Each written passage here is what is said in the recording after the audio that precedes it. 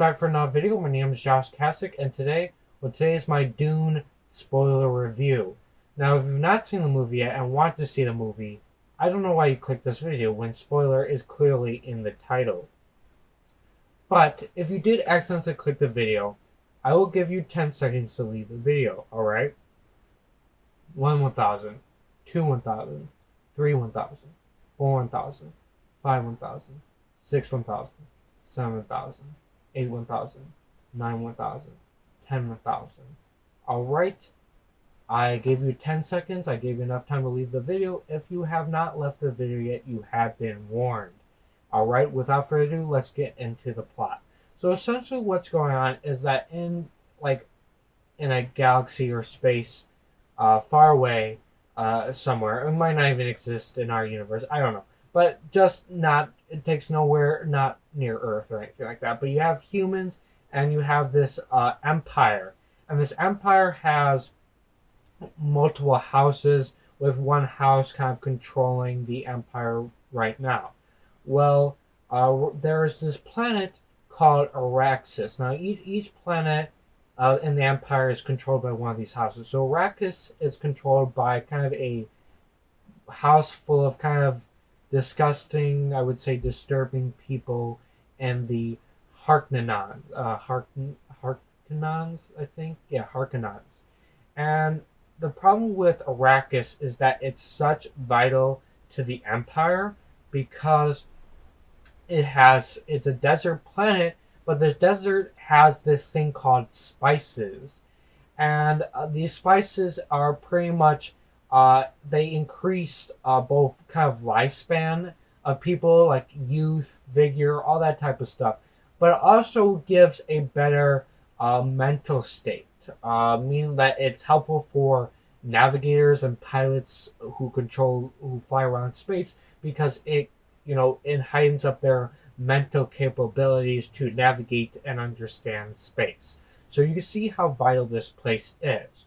Well, however, the Emperor feels like threatened by one of the houses, House Atreides. Atreides, I think it's pronounced. They're the kind of the main house of the story. They're the main characters, or the main character is from this family. And right now they control the planet Caladan, I think it's a water planet. Well, they set up a plan so that the Harkonnens will leave Arrakis so that the Atreides would take over the planet and then be attacked by the Harkonnens to get it back and kill off the house, which is the idea. But right now, in the beginning of the movie, is when we get to see that they're assigned this mission to take over Arrakis. Although in the beginning we get a narration about Arrakis and its importance, as well as the people there, the freemen, who think that the planet and the spice belong to them. And it also gives them, they're more attuned to the spices, and because of this, their eyes are blue. Now, if you consume enough of the spice, you actually start to be less human. So apparently the freemen don't actually just consume them, the spices or anything like that, because they don't deform or anything. They're just more attuned or connected to it. But in people on other planets and stuff like that, there's been people who have taken the spices and transformed. Although this movie hasn't gone into that part. That's more of my perspective from the original movie as well as from the book. So, I mean, I haven't read the book. I just know a little bit about the book to understand certain stuff, okay? But yeah. So we see that narration about them, and we get the narration about how the Harkonnens leave, and then we get the next bit is the Atreides family getting the okay to take over Arrakis, okay? And now the main beginning parts is we get to see Paul, the main character, and he has been both trained in combat by kind of his two buddies who work for his father. One played by Josh Brolin. His name is what was his name? Come on. I should know his name. I'm thinking it was. Come on. What was his name? What was his name? What was his name? Come on. Why am I blanking? Oh yes, Gurney Halleck. Yeah, that's right, Gurney Halleck. He's played by Josh Brolin, and then Duncan Idaho is played by, uh, come on, why am I blanking on his name? He plays Aquaman. How can I blank? Jason Momoa. There we go. Yeah, so they're both trained. They're both kind of associates of uh, Paul's father, Leto, Achilles the First, and so, but yeah, so they trained him in combat. But his mother, who's actually not married to his father, she is a concubine, and she is actually part of a female group called the Bene Gesserit. Bene Gesserit, is that how it's pronounced? I think that's how it's pronounced. And they have very psychic type abilities, and they are.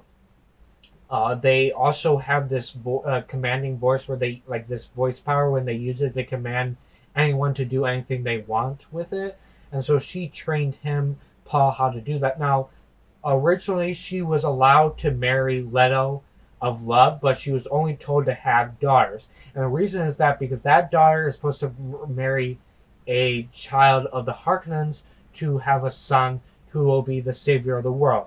Well, if you understand Paul being the main character, he becomes that person, right?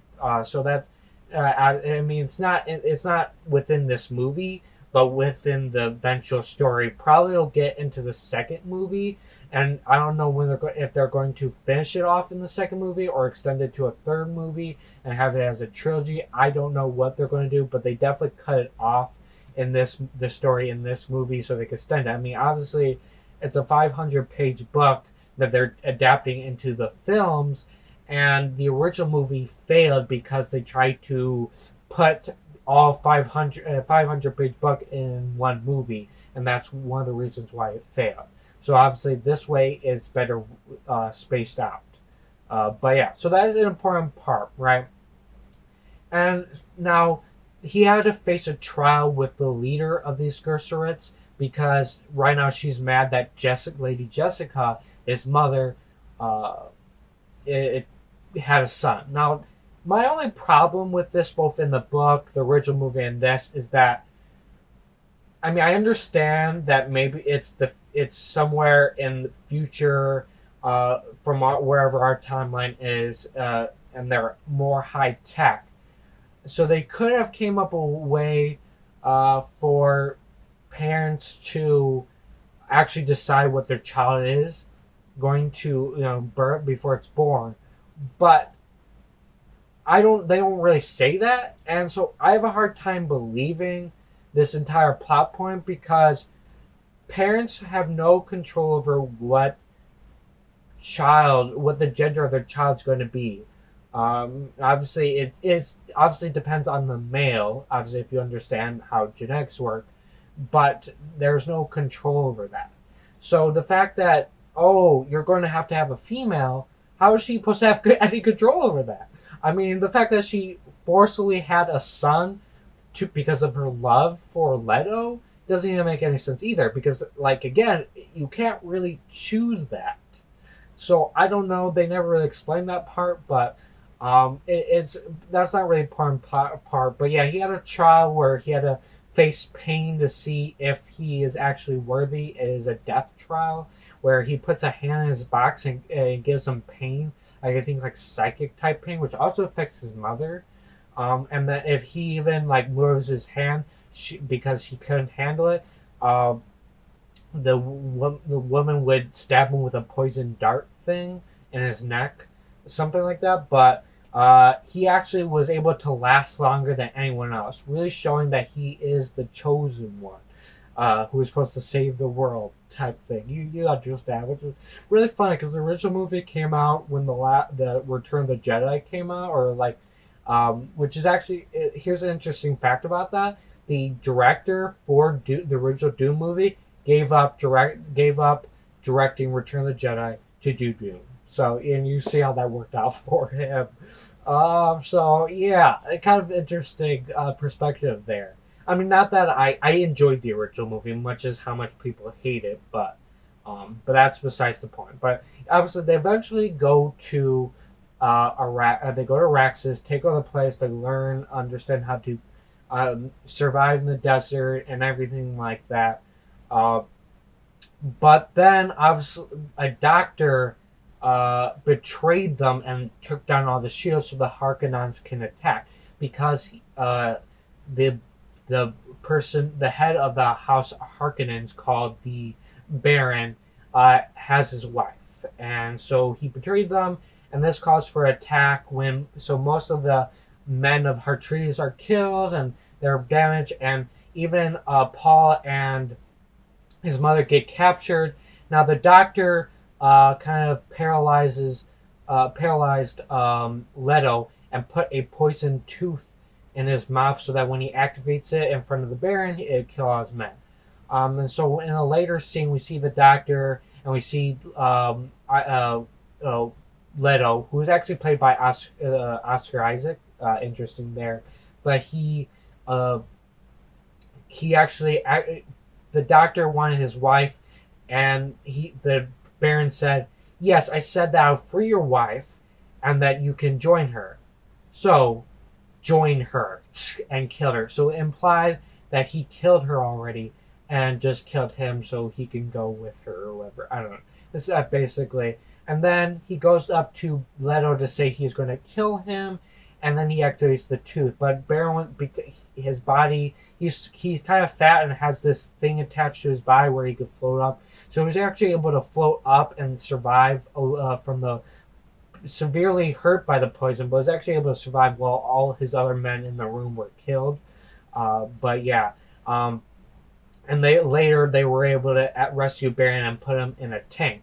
Now earlier, as I said, Paul and his mother were captured and they were put on a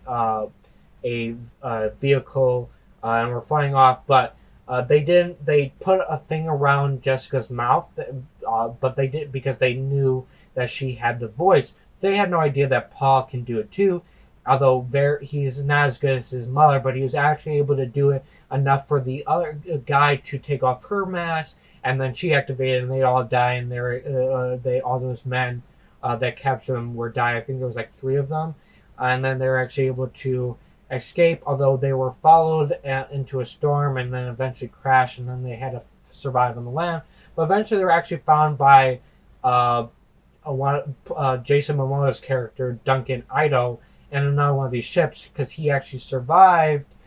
We don't know about what Josh Brolin's character, because although I do know what happened to him because I've watched the original movie, but I'm not going to say anything. If you haven't seen I'm not going to say anything because that is actually for a future movie, and so I don't want to spoiler a future movie, if anything, or anything like that, if it does come out. So now, if you do watch the original movie, which I do recommend you watch the original movie before watching this film, then you probably already know what's up with that character. But he was battling on the front lines, and we don't know what happened to him after that.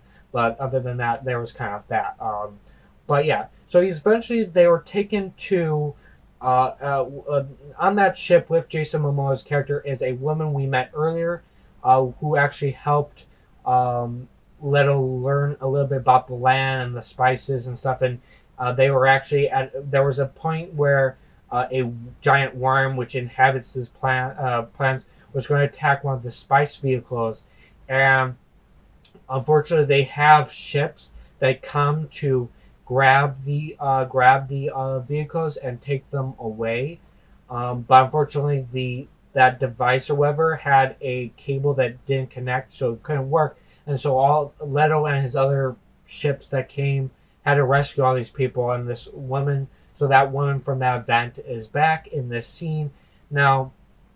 Eventually, this place is attacked by Harkonnens, but The woman, I forgot her name, Paul and Lady Jessica were able to escape, but unfortunately, Duncan Ido dies here. Now the woman and Lady Jessica uh, and Paul went their separate ways. Now the Harkonnens reach up to that other woman, and she activates a beacon that would actually summon a worm. So you have to walk on the desert a certain way to kind of flow with the sand, so the worm won't notice you. But in this, but if you walk normally, it kind of creates a rhythm that the worm likes, and then this device also makes the sound of the worm. So it actually had the worm come, and it actually they both were her and the other Harkonnens were all engulfed in the worm, and that's kind of end of the character. Now, eventually, Paul and Lady Jessica they try to travel to the Freeman, or they're trying to get to the Freemans, like actually get surrounded by Freemans, and they want the spice and the plants to themselves, so they don't really like these people being there. But so they were going to take Paul, capture Paul because he's young, and how they get water on this planet because it's a desert is recycled water and stuff. So they're going to take Paul and get his water, but they didn't need Lady Jessica because they thought that she is weak or whatever, and tried to kill her. The leader tried to kill her, but she's actually not weak and a fighter, and grabs him, actually defeats the guy, and this allows everyone to,